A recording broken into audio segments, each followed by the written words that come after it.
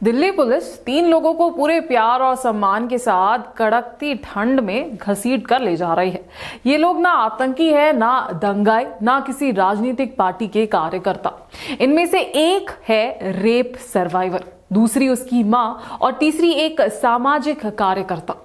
इनका कसूर सिर्फ इतना है कि इन्होंने न्याय मांगने की हिम्मत की, क्योंकि आज के न्यू इंडिया में अगर 3 लोग भी तख्त लेकर बैठ जाए तो कहा जाता है देश की सुरक्षा खतरे में पड़ सकती है। साल 2017 की बात बता रही हूं। उत्तर प्रदेश के उन्नाव में तब के बीजेपी विधायक कुलदीप सिंह सेंगर पर एक नाबालिग लड़की से रेप का आरोप लगता है। लड़की आवाज उठाती है लेकिन कोई नहीं सुनता।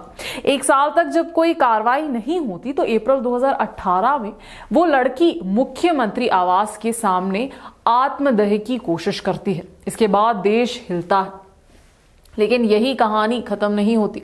लड़की के पिता की जेल में पिटाई होती है और कुछ ही दिनों में उनकी मौत हो जाती है। जुलाई 2019 में जब केस की सुनवाई शुरू होनी थी, लड़की की गाड़ी को ट्रक से टक्कर मारी जाती है। इस हादसे में उसकी 2 रिश्तेदारों की मौत, लड़की गंभीर रूप से घायल।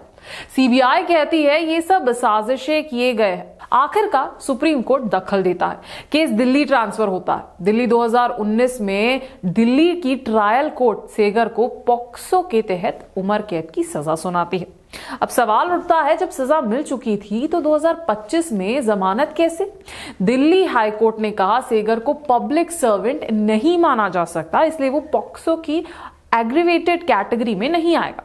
यानी एक एमएलए, एक इलाके का सबसे ताकतवर आदमी, पद और प्रभाव में नहीं गिना जाएगा। कोर्ट ने कहा पॉक्सो में नियमित सजा 7 साल है और सेंगर 7 साल 5 महीने जेल में रह चुका है, इसलिए सजा निलंबित करी जाती है। कानून कागज पर सही, लेकिन न्याय? जब कोई अंतर्राष्ट्रीय संस्था कहती है कि भारत महिलाओं के लिए सुरक्षित नहीं, तो हम गुस्से में आ जाते हैं। लेकिन ये तस्वीर, इंडिया गेट, ठंड, पुलिस, पीड़िता और उसकी मां, दुनिया को क्या संदेश देती है? ये केस सिर्फ एक लड़की का नहीं, ये भारत की छवि पर एक स्थायी दाग है। सरकार कहती है 0 टॉलरेंस, लेकिन सवाल ये है सीबीआई कोर्ट में थी, महिला आयोग मौजूद था, फिर भी जमानत का विरोध क्यों नहीं? प्रधानमंत्री ने अब तक कोई बयान क्यों नहीं दिया? क्या पार्टी खुले तौर पर कहेगी कि वो इस जमानत को सुप्रीम कोर्ट में चैलेंज देगी, या फिर जैसे पहले हुआ है वैसे ही दोषियों को माला पहनाकर स्वागत किया जाएगा? आज उन्नाव, हाथरस, बिल्किस बानो, बिरजी भूषण, राम रहीम, आशाराम एक पैटर्न दिखाता है। ताकतवरों के लिए कानून नरम है, लेकिन छात्र, कार्यकर्ता, सामाजिक आवाज सालों तक बिना ट्रायल जेल में रहती है। सरकारी आंकड़े कहते हैं 4.5 लाख से ज्यादा अपराध महिलाओं के खिलाफ। और संदेश ये, अगर आप प्रभावशाली है तो डरने की जरूरत नहीं।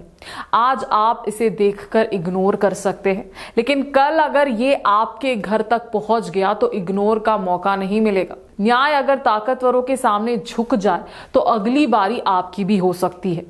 जागिए, सवाल पूछिए, क्योंकि लोकतंत्र में आखिर अदालत जनता होती है।